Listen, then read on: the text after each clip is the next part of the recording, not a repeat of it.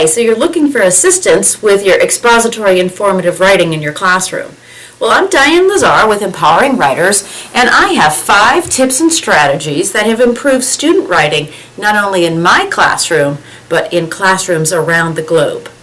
Tip number 1, organization. Student writing is oftentimes so disorganized that you can't make heads or tails of what the students are trying to say. So we need to teach students how to organize their writing. How do I do that?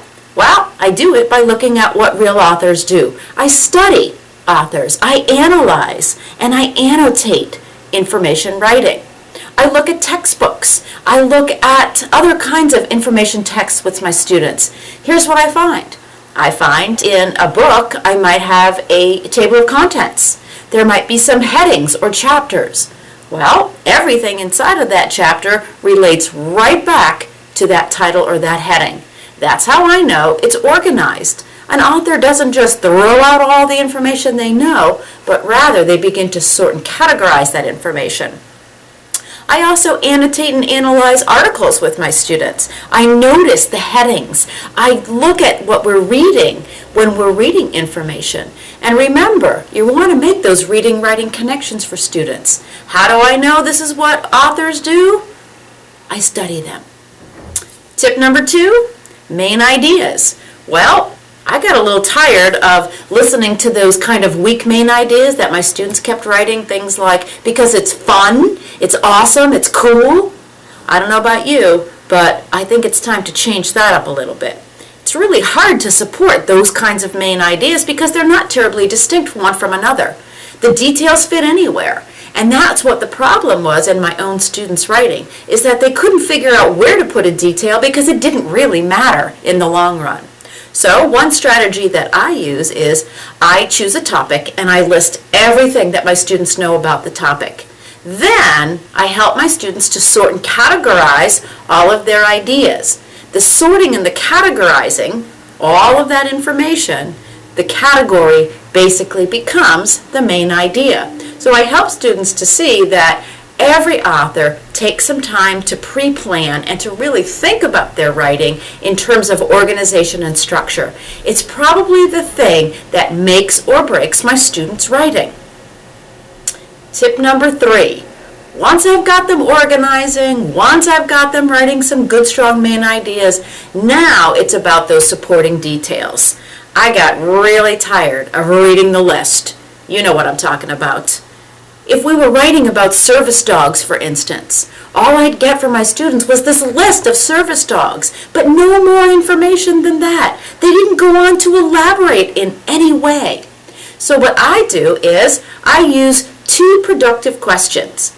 Those productive questions help my students to elaborate more fully. What does it look like and why is it important? The first question asks students to basically use their 5 senses in some way to describe the detail. Give it a little bit more information. The second question, why is it important, helps my students to explain their thinking, or in essence, give the information.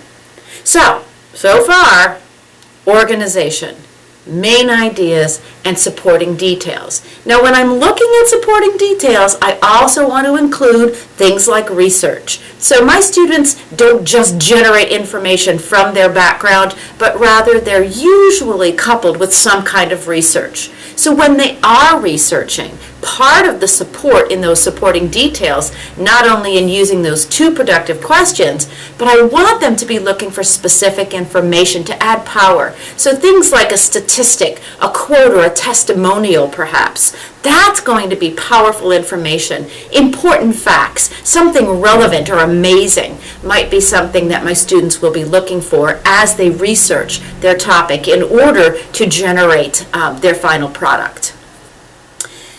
Tip number 4, introductions and conclusions. You know those bookends? Hi, this is me, I'm writing all about. And then on the flip side of it, now you know all about. I hope you like reading this. Well, you know, the funny thing about that is that kids naturally know there needs to be an introduction and a conclusion of some sort. They just don't know what that should look like. So once again, I go back to what real authors do. We study introductions and conclusions. And then my students understand that an introduction might include something like a quote or a statistic. Perhaps it's an anecdote, a personal experience based on the topic, and it would be the personal experience of the author. Again, short and succinct, but rather what I'm doing is asking them to create a powerful lead that brings their reader in. And then we want them to do either a topic sentence or a thesis statement of some sort, depending on the age level of the students that you're working on. And that part of the introduction basically states what the paper is going to be about or what the research is all about.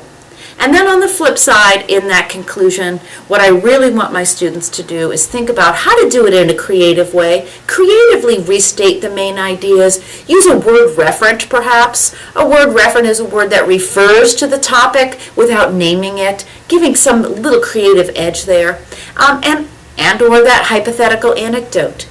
Put your reader in contact with your topic. That's a great way to add that conclusion statement. And then finally, a general restatement maybe of that thesis.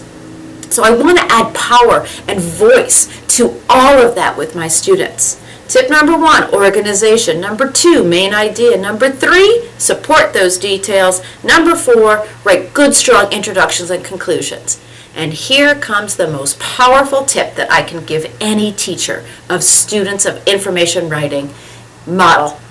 Modeling means you are the teacher/author in front of your students, and you are projecting the thought process of an author out loud. You are helping students to see what it is you actually want them to do.